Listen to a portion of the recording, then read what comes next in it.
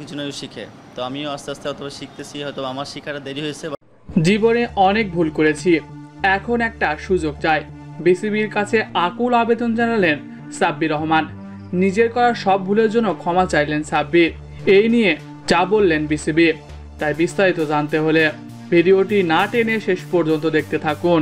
আর আপনি যদি আমাদের চ্যানেলে নতুন হয়ে থাকেন তাহলে এক্ষুনি সাবস্ক্রাইব করে রাখুন। আর ইতিমধ্যে সাবস্ক্রাইব করে থাকলে আপনাকে অসংখ্য ধন্যবাদ। সাব্বির রহমান, যার অভিষেকের পর থেকেই আলোচনায় ছিলেন, তিনি জাতীয় দলের হয়ে অভিষেক হয়েই দারুণ শুরু করেন সাব্বির। এলেন, দেখলেন, জয় করলেন। ঠিক এমনই সাব্বির রহমানের ক্যারিয়ারের শুরু। দলের প্রয়োজনে বল হাতে তুলে নেওয়া, দারুণ ফিল্ডিংয়ে বাংলাদেশকে ব্রেক থ্রু এনে দেওয়া, ব্যাটিংয়ে এসে সবার থেকে আলাদা ব্যাট করা, ক্রিজে এসেই দ্রুত রান তুলতে পারতেন সাব্বির রহমান, মারতেন বড় বড় 4 ছক্কা। আর এতে করে টি-20 স্পেশালিস্ট হিসেবে তকমাও পেয়েছিলেন। বিপিএলে একাই কাঁপাতেন লিগ, করতেন সবার আগেই সেঞ্চুরি। তবে সময়ের ব্যতিক্রমে ও নিজের কিছু ভুলে বাংলাদেশ দল থেকে ও বাংলাদেশ দলের রাডার থেকে চিরতরে বাদ পড়েন সাব্বির।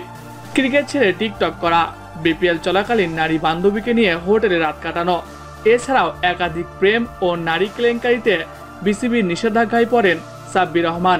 বিপিএল সহ ঘরোয়া লিগেও তাকে আর দেখা যায় না। কারণ ছিল একটাই, বিসিবির নিষেধাজ্ঞা। তবে নিজের করা সব ভুল বুঝতে পেরেছেন সাব্বির রহমান, তাই তো এবার বিসিবির কাছে ক্ষমা চেয়েছেন। এই নিয়ে সাব্বির বলেন, আমি নতুন করে ফিরতে চাই। বিসিবির কাছে আমার একটাই অনুরোধ, আমার সকল ভুলের জন্য আমি ক্ষমা প্রার্থী। আমি চাই নতুন করে আরও একবার প্রমাণ করতে। সকল ভুল আমাকে মাফ করে দিবেন। আমি চাই আবারও ক্রিকেট খেলতে। এই নিয়ে বিসিবির প্রধান নির্বাহী নিজামুদ্দিন চৌধুরী জানিয়েছেন, এটা খুবই ভালো কথা, সে তার ভুল বুঝতে পেরেছে। আমরাও তাকে ক্ষমা করে দিয়েছি। আমরা চাই না একজন ক্রিকেটারের ক্যারিয়ার নষ্ট হয়ে যাক। আমরা চাই সে আবারও ভালো করুক, আবারও বাংলাদেশ দলে ফিরে আসুক। সাব্বির রহমানের জন্য শুভকামনা।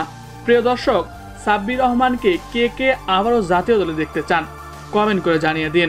এছাড়াও খেলাধুলার সকল আপডেট সবার আগে পেতে হলে আমাদের চ্যানেলটি সাবস্ক্রাইব করতে ভুলবেন না। ধন্যবাদ সবাইকে।